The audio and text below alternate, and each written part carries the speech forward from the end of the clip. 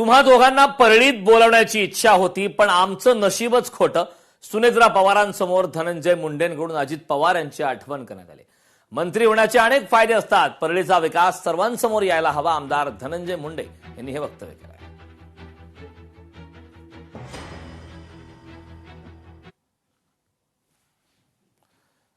या वैद्यनाथाच्या नगरीला अनेकदा दादा येऊन गेले आणि दादा आले तर बरंच काही देऊनही गेले.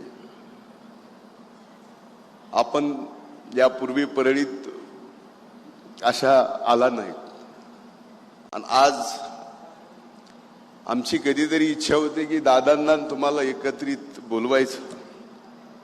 आमचं नशीब खोटं, पण आज तुम्ही या ठिकाणी आलात.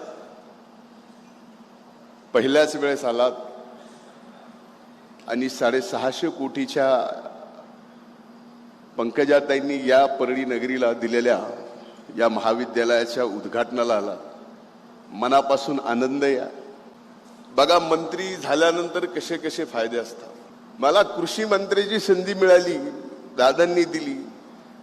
दादांनी या ठिकाणी कृषी मंत्री म्हणून पहिल्यांदा केवायसीचा विषय आपल्या बारामती अॅग्रोला कृषी मंत्री झाल्यानंतर मला पाठवलं. तिथं एक मोठं कृषी विभागाचा निधी त्या ठिकाणी दिला.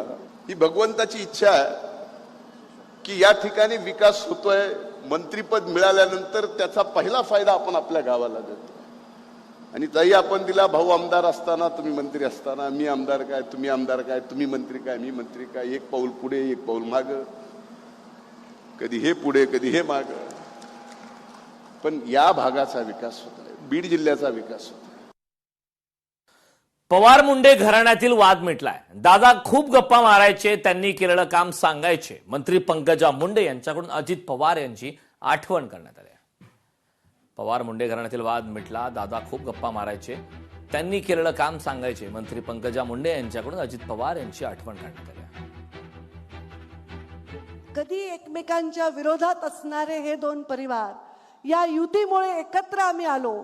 अनेक वर्ष वहिनी मी दादांना दुरून पाहत होते. एकमेकांच्या विरोधात आम्ही प्रचार सभाही केल्या असतील, पण जेव्हा मी पालकमंत्री दादा झाले, दादा उपमुख्यमंत्री झाले, अनेक वेळा मला त्यांच्याबरोबर प्रवास करण्याचा योग मिळाला.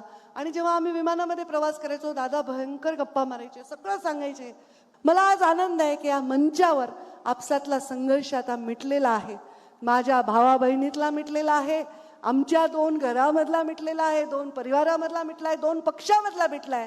त्यामुळे काय गती मिळाली असेल तर ती या महाराष्ट्राच्या विकासाला गती मिळालेली आहे. पशुवैद्यकीय महाविद्यालयांना अजितदादांनी निधी दिला. महाविद्यालयाचे बांधकाम दर्जेदार वेळेत पूर्ण व्हायला हवं. उपमुख्यमंत्री सुनेत्रा पवार यांच्या अधिकाऱ्यांना सूचना देण्यात आल्या. परळीच्या पशुवैद्यकीय महाविद्यालयाला गोपीनाथ मुंडेंचं नाव देणार उपमुख्यमंत्री सुनेत्रा पवार यांच्याकडून आश्वस्त करण्यात आलं. दादांनी प्रथम बारामतीच्या पशुवैद्यकीय महाविद्यालयाची घोषणा केली. तेवढ्यातच स्टेजवरून पंकजाताई दादांना म्हणाल्या, दादा मी स्वतः पशुसंवर्धन विभागाची मंत्री आहे, माझ्या परळीत सुद्धा तुम्ही एका पशुवैद्यकीय महाविद्यालयाची घोषणा करावी.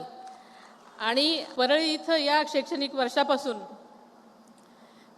हे महाविद्यालय सुरू करण्यास शासनानं मान्यता दिली आहे. आज दादांच्या याच विचाराचं फलित आपल्याला या महाविद्यालयाच्या रूपानं पाहायला मिळणार आहे.